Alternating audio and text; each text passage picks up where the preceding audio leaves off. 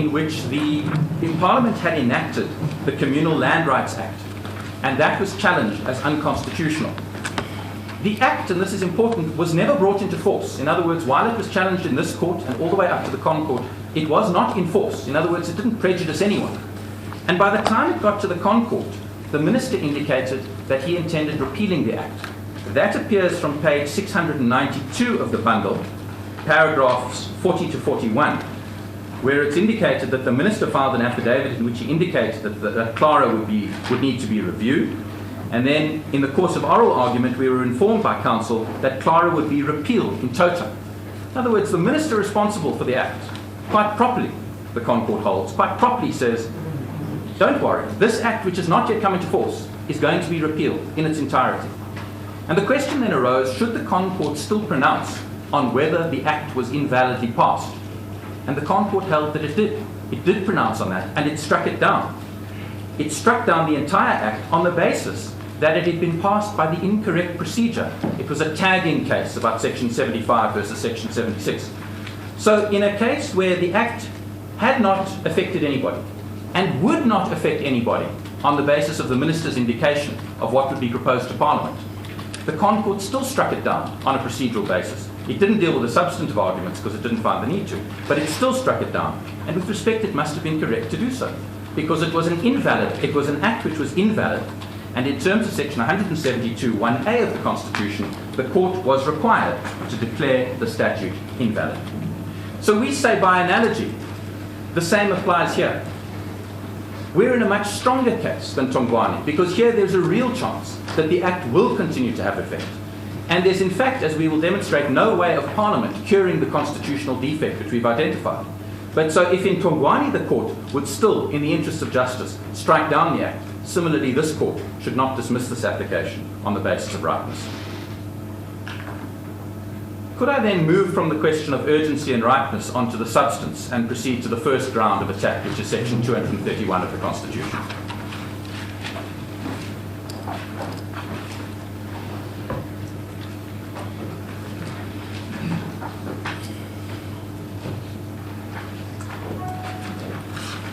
Now, the starting point in this regard, and there should be no mistake about it in our submission, is that the Constitution is silent on the question of not only who can withdraw from a statute, but whether a withdrawal can take place.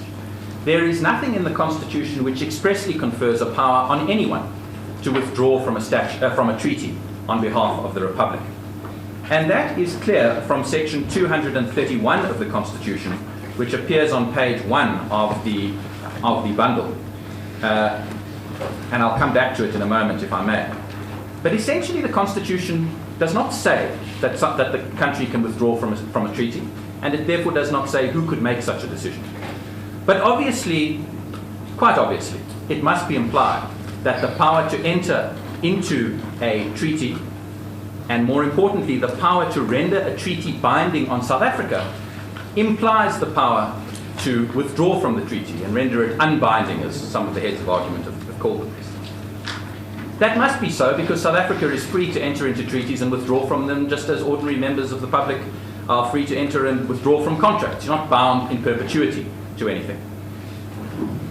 So the debate in this case is not about whether there is a power to withdraw. There must be.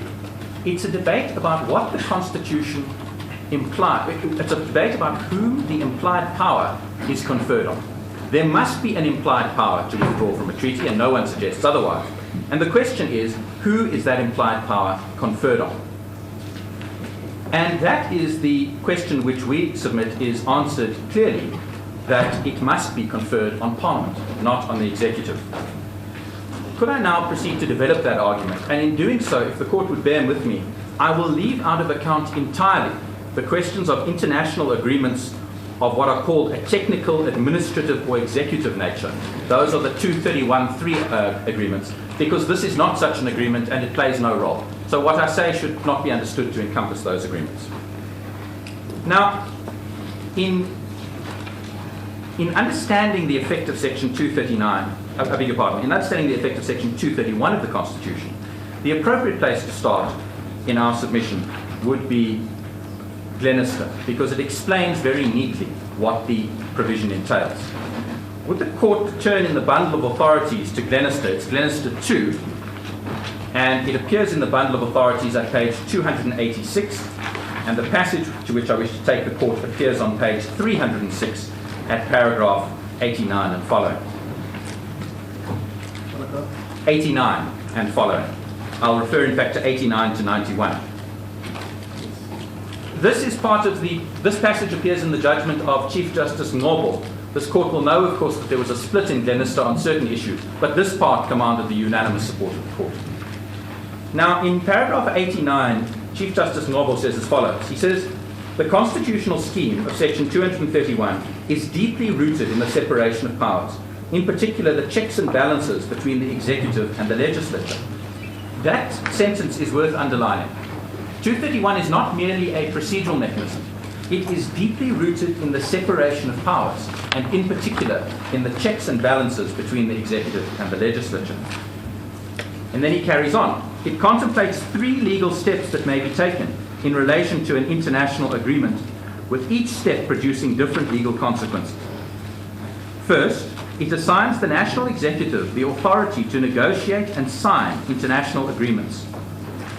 So the first stage is the negotiation of an agreement and the signature of an agreement. That is a power that is vested in the executive, and it is vested in the executive expressly by section 231(1). Now, what complicates the matter slightly is that the Constitutional Court sometimes, for example, and the academics sometimes call that a treaty-making power.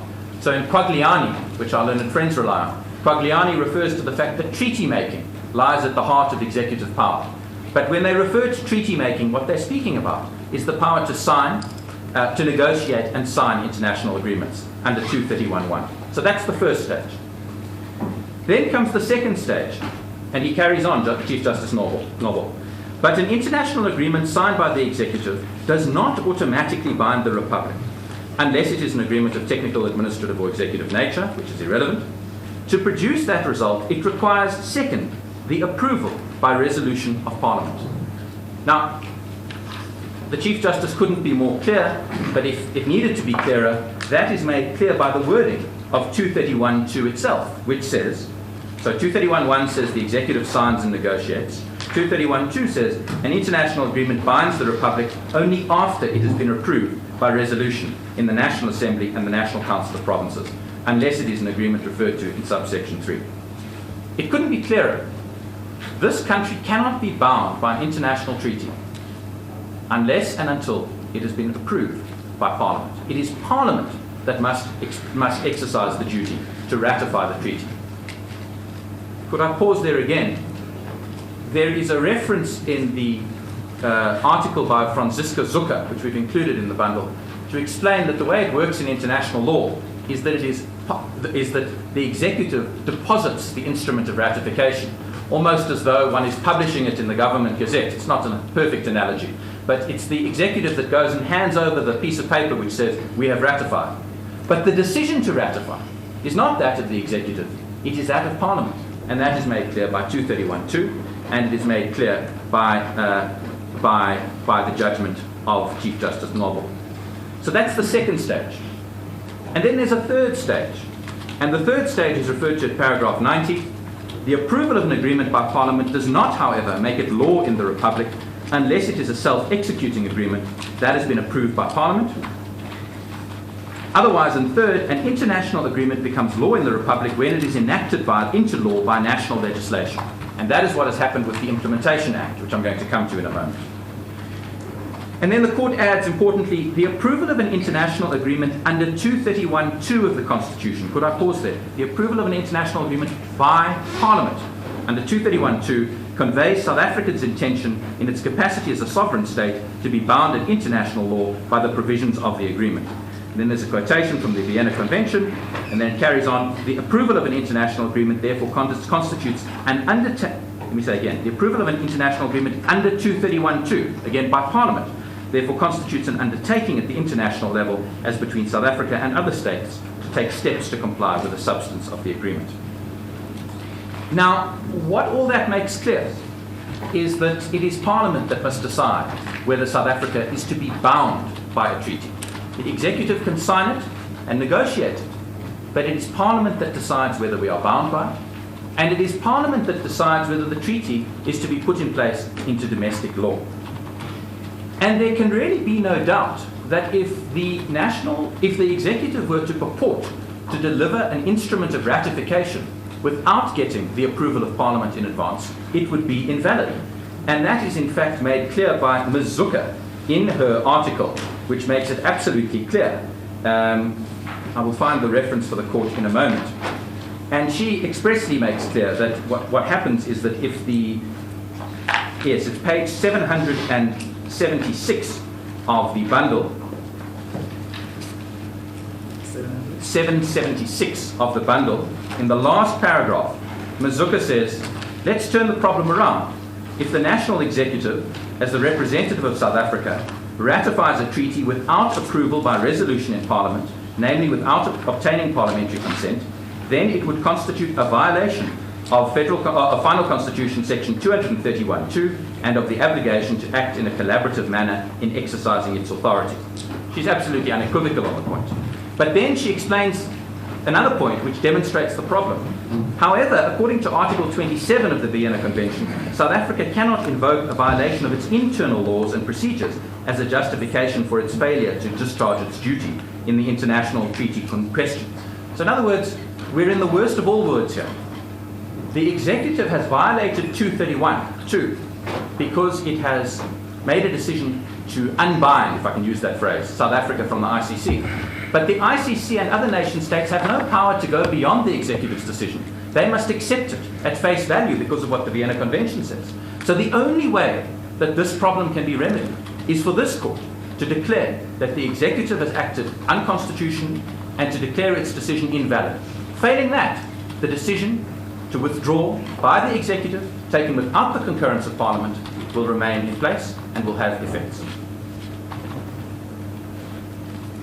The last point on the scheme of 231(2) that should be made is that there is a very good reason that our constitutional drafters made clear that it was Parliament that had to deal with this issue.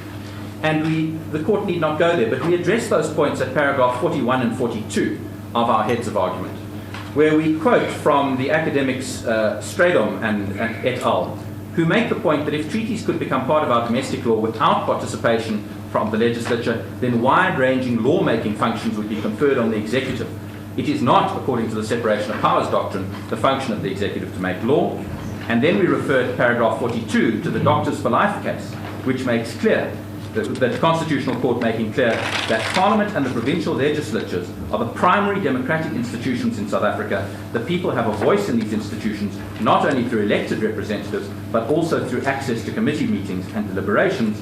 They have the right to speak, make representations, etc. So there can be no doubt in our submission that the scheme of this Act, the scheme of the Constitution, is that when a treaty is to become binding on the country, it is only Parliament that can do it. Now we come to the next question, which is when the reverse is to occur, when this implied power to withdraw from a treaty, and again it is an implied power, when this implied power is to be exercised, who can exercise that power?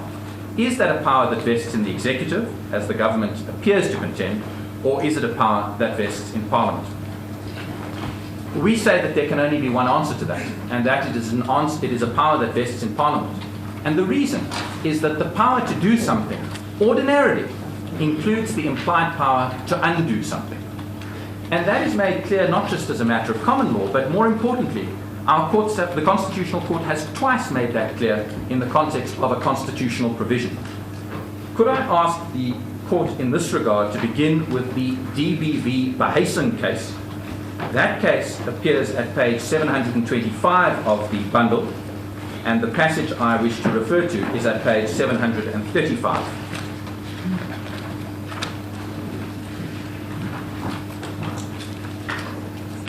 So at 735, Justice Nobo, as he then was dealing with whether provinces had the power to repeal their own laws.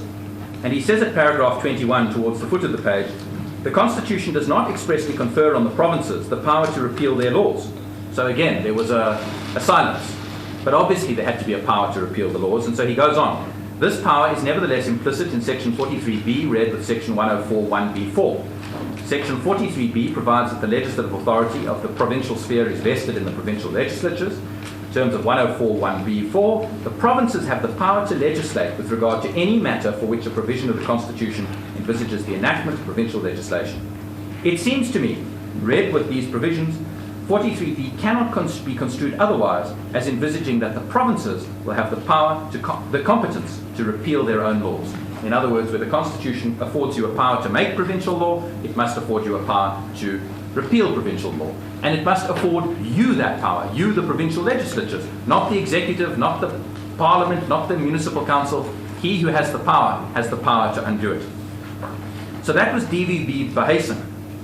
The second example is the Masetla case, which appears at page 508 of the bundle. That's Masetla versus the President. And the passage I wish to refer the court to is at page 528. Halfway down at paragraph 68, that court there was dealing with the power to appoint the head of the intelligence services, which was an express power in the Constitution. Is it 500 page? The page is 528. I do apologize. So at 528, paragraph 68, the court there was dealing with the power to dismiss the head of the intelligence services. And the Constitution only gave a power to appoint, nothing to dismiss. And so the court said as follows: the power to dismiss is necessary in order to exercise the power to appoint.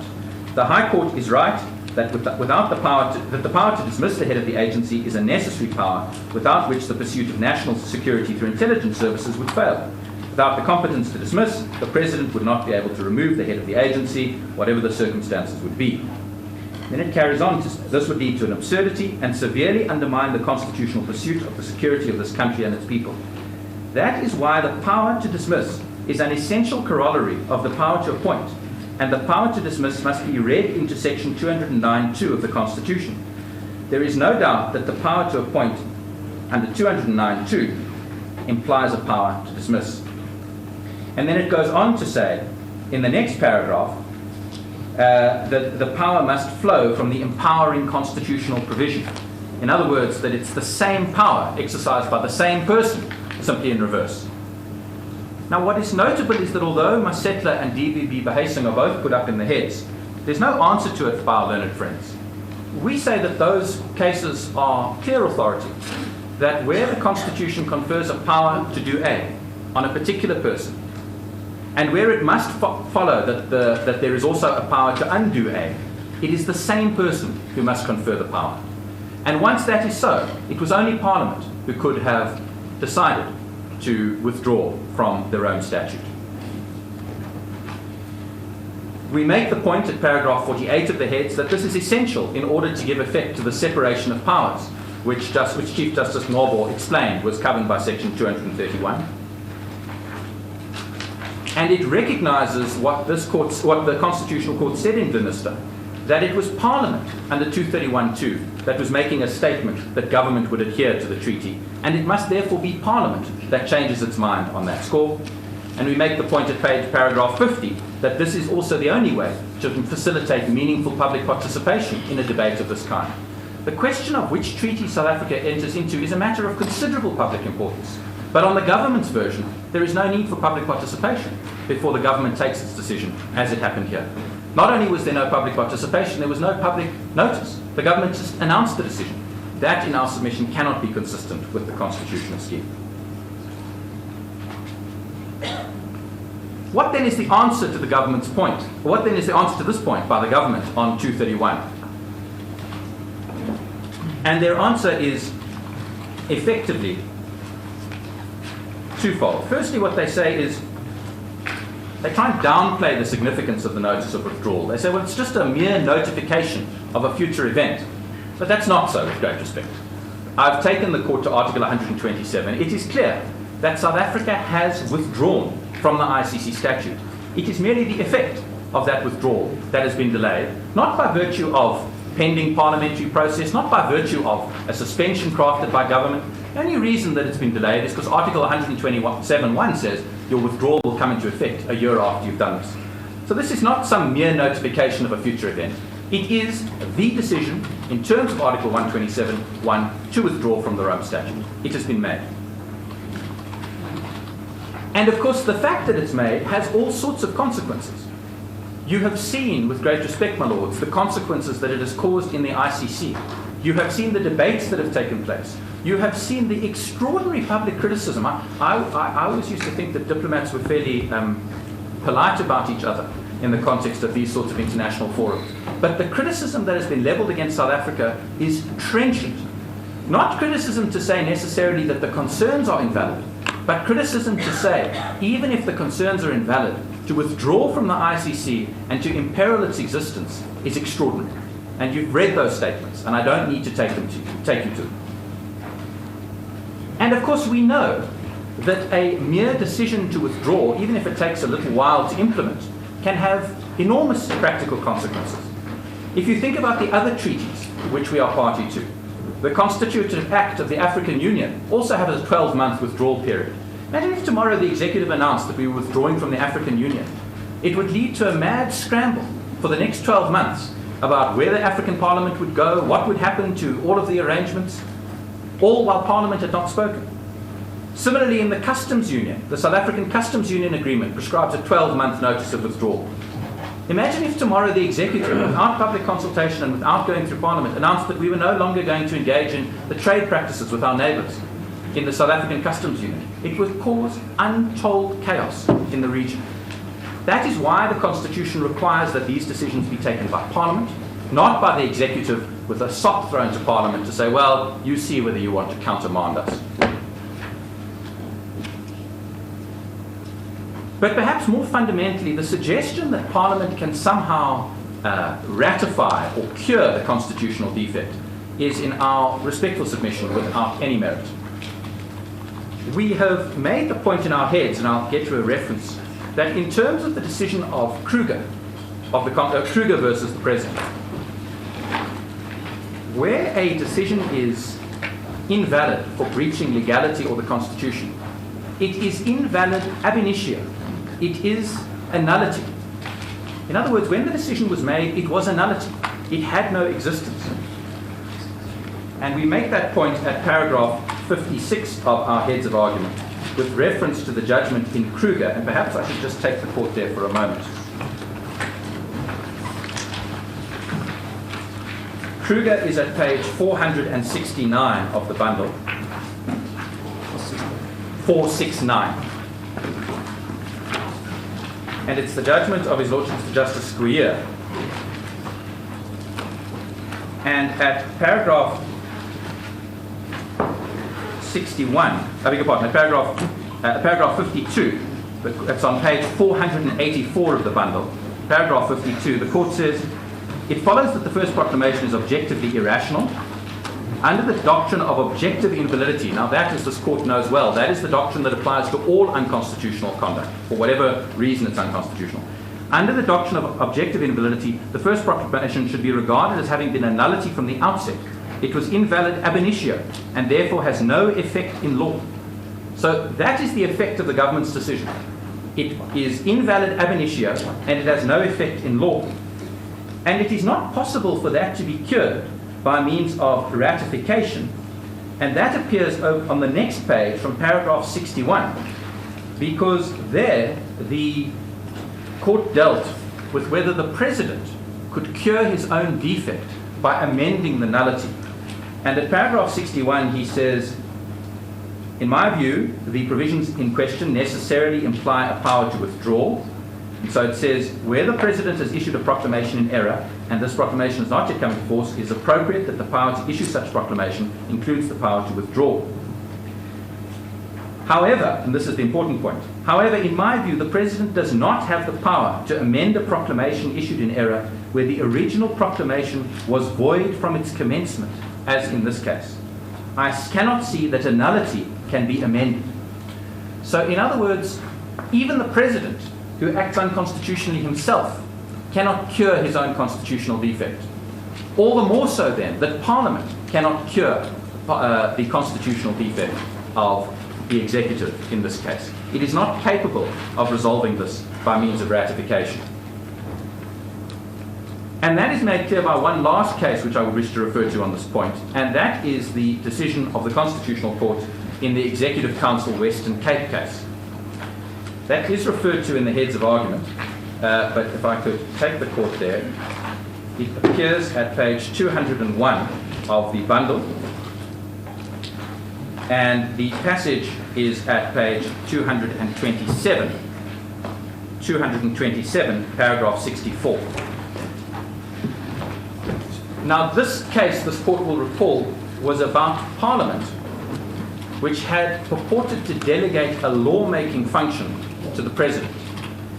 It said there was an act, the Local Government Transition Act, and that a provision of that act said, Parliament said, the President may amend this from time to time, as is necessary to allow local government elections to take place. And the Constitutional Court struck it down. And it struck it down even though the provision envisaged that whatever amendments the President made would ultimately be subjected to parliamentary approval. And it did so in the following terms. Paragraph 64, Mr. Gauntlet, on behalf of the respondents, placed considerable reliance on the fact that Parliament retains control over the functionary to whom plenary legislative power is delegated, and can withdraw it if the power is not exercised in accordance with its wishes. In the present case, the element of control clearly exists, for the President can only legislate with the consent of the appropriate committees of both the Senate and the Assembly, and Parliament can by resolution disapprove of the legislation made by the President, in which case it will cease to have validity. In other words, the President makes the amendments, and Parliament could then undo them at a stroke. It was built into the scheme. Even that was not good enough for the Constitutional Court. If you go towards the end of that same paragraph, just after the case references, these are all factors that could be relied upon to explain and justify the delegation of lawmaking power to the President in terms of Section 16A. But if Parliament does not have the constitutional authority to delegate this power to the executive or to any other body, the reasonableness of the delegation or the absence of objection is irrelevant. The only way that Parliament can confer on itself to act contrary to the Constitution is to amend the Constitution, and this was not done in the present case. In other words, in Executive Council, the mere fact that Parliament would always inevitably have to consider the President's amendments and would have the power to override them at a stroke was not good enough to save the power. In this case, we're in an even stronger position. In Executive Council, what had happened was Parliament had, of its own accord, delegated that power to the President. Here, Parliament didn't delegate a power to the President or the Executive. The Executive assumed it for itself. There has never been any suggestion by Parliament or in the constitutional scheme that it is the Executive that can unbind South Africa from a treaty, can decide that South Africa will leave a treaty. And yet that is what has been done here. So, in our respectful submission, the first ground must succeed, because this is a power that can only be exercised by Parliament, and it has not been exercised by Parliament, it has been exercised by the Executive instead. And that is on the basis of Section 231(2) of the Constitution.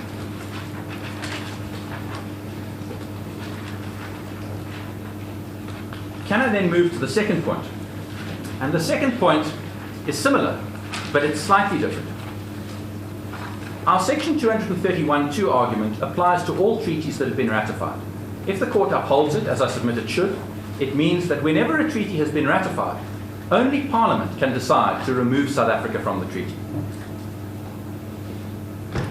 But assume for a moment that I'm wrong on that score, and assume that somehow the Parliament has the power to remove South Africa from a treaty. The Executive has the power to remove South Africa from a treaty itself. Even if that were the case, that would not resolve the problem in this case, because in this case, we don't merely have a ratification by Parliament. We have the enactment of the treaty into domestic law. We've got the domestication. So this Court will recall the three stages that Justice Norbo explained in Glenister. First is the signing and negotiation of the treaty, which is the Executive's responsibility. Second is the ratification, which is Parliament's responsibility under 231(2). And third is a decision to domesticate the treaty, to make it part of our domestic law, which is Section 231(4) of the Constitution. Now, in this case, Parliament has ticked both boxes. It not merely ratified under 231(2), which means that it had to decide to change its mind, But it also put this into South African domestic law.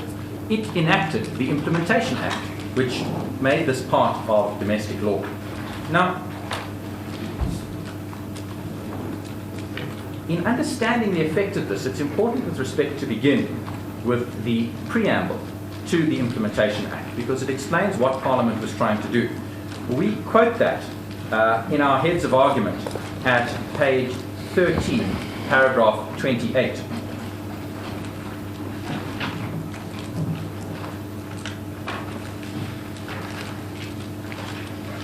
There, the preamble is quoted as saying as follows. This is the preamble to the Implementation Act, an ordinary domestic statute. The Republic of South Africa is committed to bringing persons who commit such atrocities to justice, either in a court of law or of the Republic, in terms of its domestic laws where possible, pursuant to its international obligations to do so when the Republic became party to the Rome Statute of the International Criminal Court, or in the event of the national prosecuting authority of the Republic declining or being unable to do so, in line with the principle of complementarity, as contemplated in the statute, in the International Criminal Court, created and functioning in terms of the statute. In other words, it is an expression that Parliament, because this is a parliamentary enactment, Parliament wishes to be bound by the Rome Statute and wishes to adhere to the principle of complementarity, which is that people who are guilty of human rights abuses will either be prosecuted here, and if they can't be prosecuted here, then they will be prosecuted in the ICC under the principle of complementarity. That was Parliament's decision to enact that statute. In doing so, it is an ordinary statute which forms part of our law, and in terms of section 231.4, the Rome Statute then, in the words of 231.4, became law in the Republic. That is the wording of section 231.4 of the Constitution. But what that means is that the executive is now acting contrary to the purpose, the terms, and the intent of the Implementation Act. Never mind the Rome Statute. It is acting in a manner that is not consistent with the Implementation Act enacted by our Parliament. Now, this Court knows well that one of the principles of legality is that the executive, in all forms, must always comply with the law. Whether you are conferring honours, whether you are granting silk, whether you are declaring war, whether you are issuing a liquor license, whatever you do, you must comply with the law.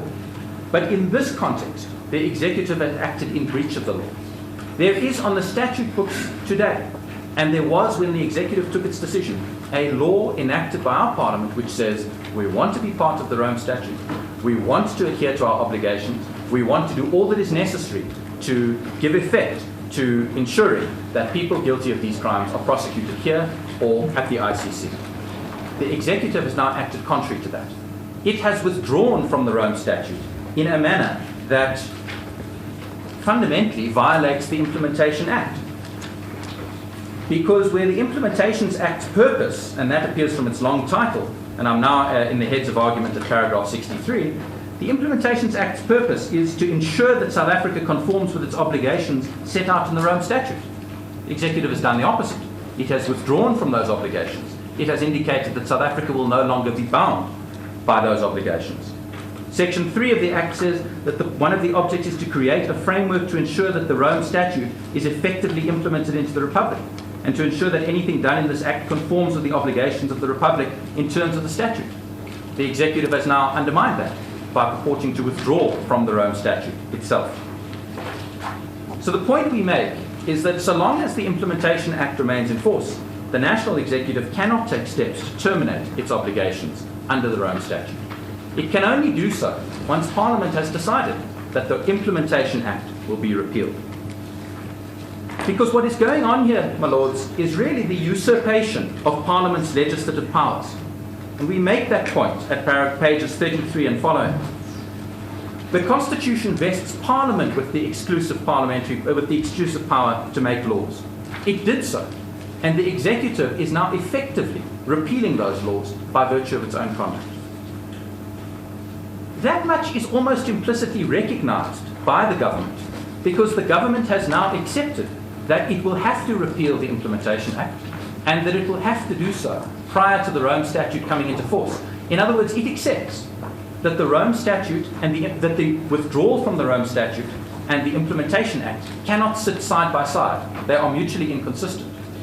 But with great respect, it is not permissible for government to act in breach of a law in the hope that that law will be repealed in time to render it lawful. Imagine if government today decided to, I'm about to make a reference to SARS, but that might be a loaded example. Imagine if government today decided that it was no longer going to issue refugee permits to anybody, or that it would no longer issue passports to anybody. And they announced that decision.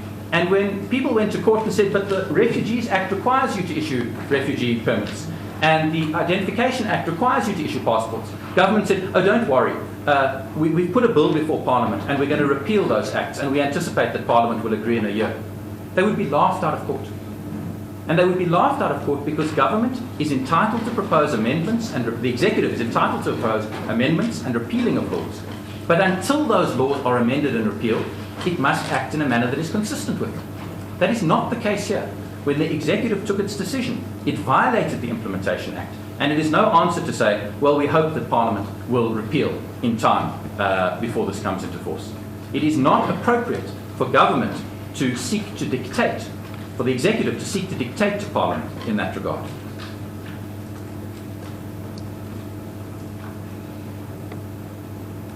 Well, Lords, that then brings me to the third ground of attack, and that is the question of procedural irrationality. Now,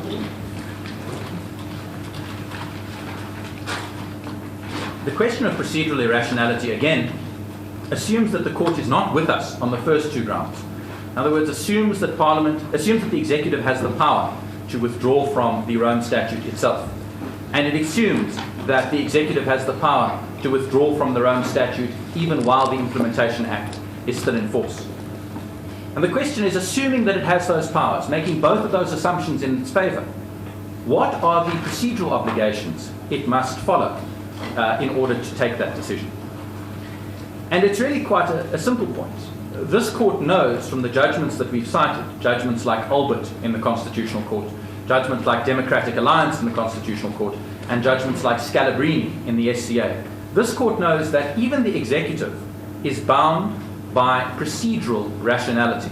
In other words, when the executive acts in an executive capacity, it's not bound by Paja, normally, but it is bound by the principle of procedural irrationality.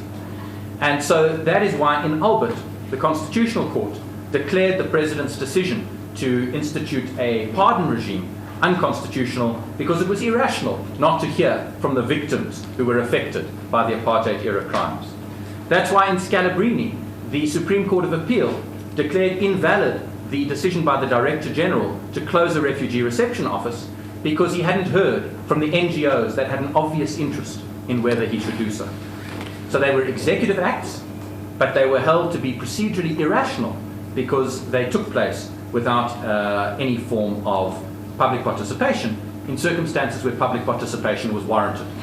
Now, of course, all of those judgments, and I must immediately make this clear, make clear that public participation is not always warranted for an executive act. It depends on the circumstances. But in this case where the situation is this, Parliament, after a consultative process, ratifies the Rome Statute. Parliament, after a consultative process, enacts the Implementation Act. The executive now wants to reverse both of those at a stroke, and in doing so, says that it has the power to do it without going to Parliament. That's why it took the decision. In those circumstances, if the executive had the power at all, which we of course submit it doesn't, but if the executive had the power at all, it would have to follow a public participation process.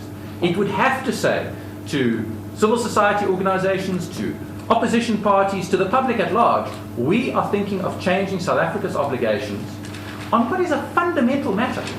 The International Criminal Court and the need to prosecute people who commit crimes against humanity is a fundamental matter. In that regard, they would have to engage in a public participation process. And they didn't. They didn't at all. There's not a suggestion that they did. There was no notice, there was no warning, it was simply announced as a fait accompli. And what is most striking is, despite the point repeatedly being made in the papers, there is no explanation made by the government at all as to why it was so urgent. Why was it so urgent that in October we withdrew? not November after a month of consultation, not December after 2 months of consultation. What was it that made us withdraw in October? And there is no explanation. So the position might be different if something has to happen urgently, that there's a burning need for it to happen quickly, fine. But that's not this case. This is a case where there was no urgency, or certainly no suggested urgency in doing so, and yet inexplicably the government has decided to withdraw without any form of public consultation or notice whatsoever. Can they give the notice and then start public consultation? No, of course they can't with respect. And the reason that they can't is by virtue of an authority which is cited, I think, in the heads of argument by SALC, where they refer to the Doctors for Life case, which says that the value of public participation is that it must occur at a time when it can have an effect. If you could give me a moment, I will find you the reference. In the SALC heads of argument, yes, it's at page 26, paragraph 63 of the SALC heads of argument. They make the point, relying on Doctors for Life at paragraph 171, legislatures must facilitate participation at a point in the legislative process where involvement by interested members of the public would be meaningful. It is not reasonable to offer participation at a time or place that is tangential to the moments when significant legislative decisions are about to be made. Interested parties are entitled to a reasonable opportunity to participate in a manner that may influence legislative decisions. I may argue that you may influence the decision because you can influence Parliament to say you guys are wrong. Yes, of course.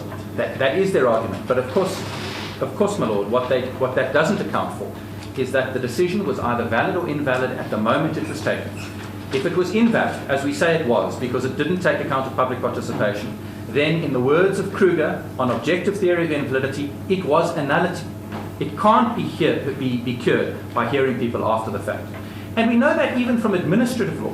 In administrative law processes, it's very, very unusual for the courts to say you can take a decision first and hear people later. There are some rare instances where you want to confiscate someone's assets and you're worried that if you confiscate them, if you tell them, then they'll get rid of the assets. There are rare and unusual circumstances where a hearing after the fact is adequate. But in general, our law is that consultation to be effective must happen before a decision is taken. And that is made clear by Scalabrini too, which cites a series of requirements about what consultation involves. And it says it must be with an open mind and all the rest. So the suggestion either that the executive will consult now or that Parliament will consult now does them no good, because the decision of the executive to withdraw was already invalid and it can't be cured by after the fact consultation. My Lord, I see that it is 11:15. Would it be a convenient time to take the tea break? Court adjourns. Rise.